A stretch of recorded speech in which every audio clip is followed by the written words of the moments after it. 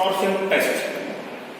First, we should understand what is meant by torsion or twisting moment. When it is applied to a given specimen, torque is always applied in the opposite two directions, one on this side and on the other side, and the member is getting twisted.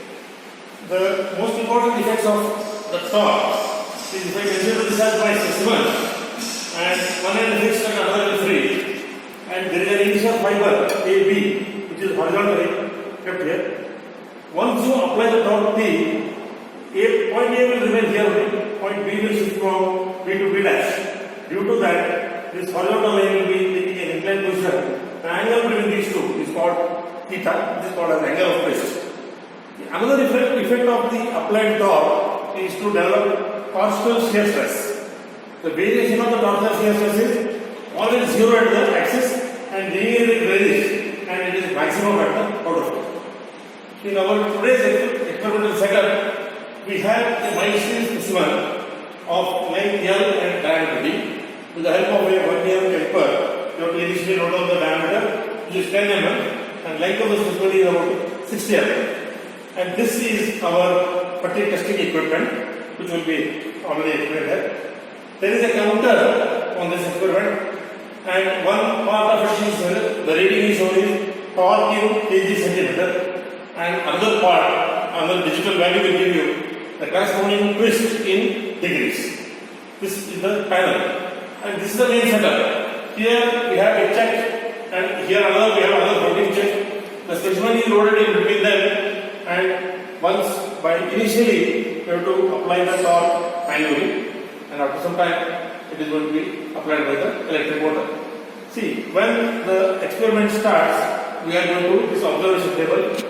We will have to note down number of readings.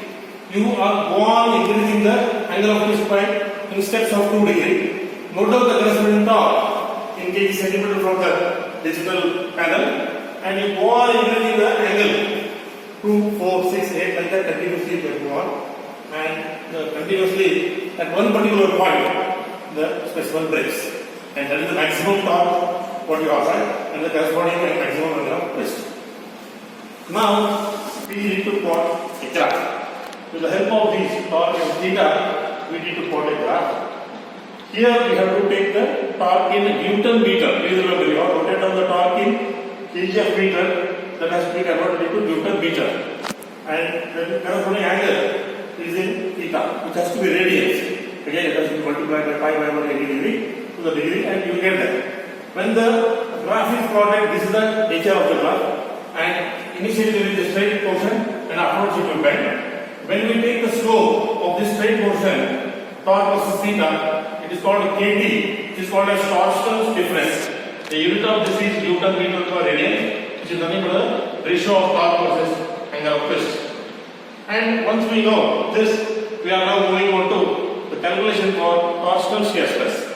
The value is called tau s is torsional shear stress, which is the ratio of applied torque divided by ZP, where ZP is called polar section modulus for the shaft material, and that is given by 16 torque upon pi d cube. But please remember, in this expression torque has to be Newton millimeter, diameter has to be millimeter, the unit of torque translation will be Newton per unit square. Then we are coming to the famous Torsion equation, which is called as the rigidity equation. It is the ratio of T by Jp is equal to G theta upon L, where T is called as the torque, Jp is called as the polar moment of inertia, G is called as the modulus of rigidity, theta is the angle of twist, L is the length for which this angle of twist is measured. And we are now, our intention is to find out modulus of rigidity, which is called as a property of the material, which is designated as G. Here we have the torque measured in kg of meter. We are multiplying by 9.81 to convert it to Newton meter. Once we again multiply by 10 to 3, the whole calculation will convert the torque into Newton millimeter. Then length is millimeter, which is already 60 millimeter, divided by polar moment of inertia pi by 50 to d cube, and theta in degree is converted into radians by multiplying by pi by 1. This will give you the tentative value of the modulus of rigidity.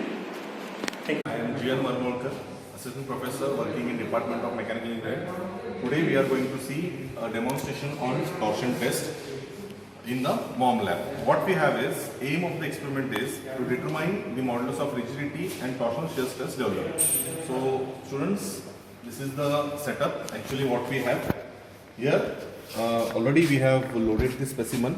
This is a sample specimen which you can see here.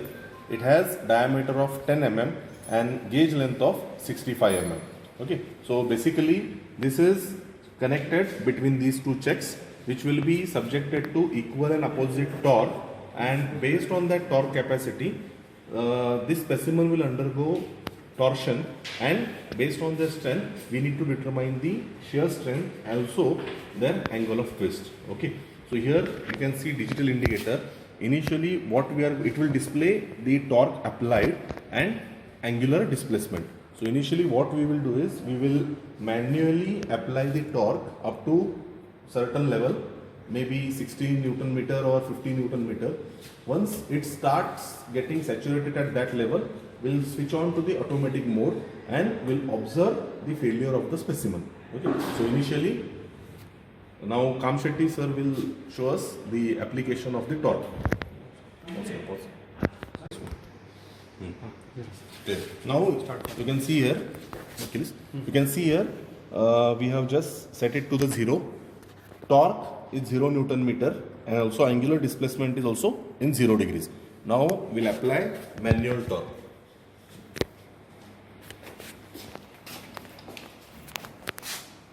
So once he starts applying manual torque, you can come here and you can see the torque is 0.8 with at 2 degrees we can see there is a 0.8 Newton meter in torque.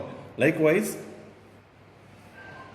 we'll go on increasing the torque, okay, and we'll go on increasing the angular displacement and torque will also change. So at the interval of 2 degree, 4 degree, 6 degree, 10 degree, we'll go on taking the readings and we'll note down the respective torque.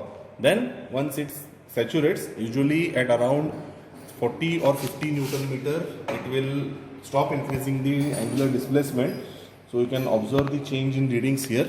So what students have to do is they have to make a table of 2 degree each interval and note down the torque up to 50 Newton meter. Once it reaches 50 Newton meter, you just go on to the automatic mode and wait till the specimen breaks.